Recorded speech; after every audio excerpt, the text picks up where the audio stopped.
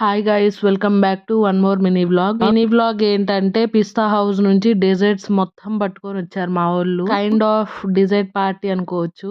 మొత్తం 8 to 9 varieties తీసుకొని వచ్చారండి. దాంట్లో నేను సెలెక్ట్ చేసుకుంది gulab jamun with vanilla ice cream. నేనేంటో ఫుడ్ రివ్యూయర్ లాగా మొత్తం అన్ని టేస్ట్ చేసా. ఫస్ట్ పుడింగ్ మౌస్, అబ్బా. నెక్స్ట్ డబల్ కా మీఠా, అదే చెత్తగా ఉందంటే ఇది డబల్ అస్సలు బాగాలేదు. Next gulab jamun, not that good. Next fruit salad, నాకైతే ఫ్రూట్ సలాడ్ ఒక్కటి మంచిగా అనిపించిందండి. నెక్స్ట్ షాదాబ్, ఇది కూడా అస్సలు బాలే.